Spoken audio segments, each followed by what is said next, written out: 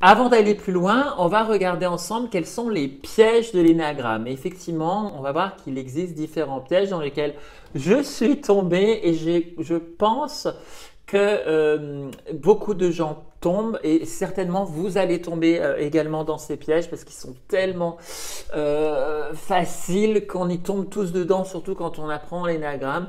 Et je trouve qu'on arrive à en sortir de ces pièges avec de la pratique. Mais j'aurais envie de vous dire, revisionnez encore cette vidéo, même dans votre pratique à venir de l'énéagramme. Plus tard, revisionnez ce petit passage sur les pièges parce que je vous assure qu'on tombe dedans très facilement. Alors, quels sont-ils? Alors déjà, le piège numéro 1 de l'énéagramme, c'est que c'est un outil extrêmement puissant qui marche et qui fonctionne très très bien. Ce qui veut dire qu'effectivement, quand on a trouvé la base d'une personne, quand on a trouvé son profil, on peut vraiment complètement prévoir parfois certains comportements, parfois certaines croyances, parfois certaines réactions, ce qui vous permet vraiment de pouvoir vraiment avoir une vue et une compréhension très très profonde de la psychologie des gens, notamment des gens qui sont autour de vous. Alors vous allez dire, mais c'est super, mais pourquoi est-ce que c'est un piège? Alors, c'est un piège parce que si à un moment donné, je ne perçois mon environnement plus qu'à travers cette grille, je me coupe des autres aspects des personnes.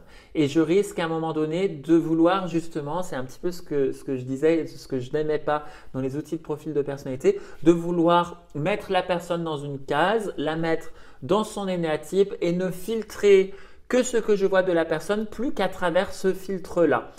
Donc ça serait peut-être un petit peu enfermant. Donc la personne bien sûr a un profil, a un énéatype, mais en réalité elle a un fonctionnement qui est quand même beaucoup plus large. Je suis désolé, il y a le chat, beaucoup plus large que ça. Euh, vous allez prendre par exemple quand vous faites un panel et que vous voyez que dans les panels vous avez, je ne sais pas moi, 10 personnes qui vont témoigner, qui sont par exemple 10 personnes de base 1. Il y a 10 fonctionnements qu'on va retrouver qui sont les mêmes, mais ce n'est pas pour autant que les 10 personnes auront les mêmes goûts musicaux, auront les mêmes goûts politiques, auront les mêmes choix de déco, etc. Ça sera quand même 10 personnes différentes. Donc chaque être humain reste quand même unique. Donc attention à ne pas trop mettre les personnes dans les cases et ne plus faire trop de grandes généralités. Vous allez voir que ça reste un modèle quand même qui est très très riche au-delà des fonctionnements. Donc ça c'est le premier piège. Ensuite, quel est l'autre piège? Alors l'autre piège, c'est de devenir complètement fan de sa base, c'est-à-dire de se dire, ah bah maintenant, une fois que je me suis compris et que j'ai compris quel était mon énéatype, je sais, du coup, ça m'a permis de tellement bien me comprendre que je vais vraiment éviter ce qui me met en stress et ne me mettre que dans ce que j'aime, dans ce qui me correspond par rapport à ma base.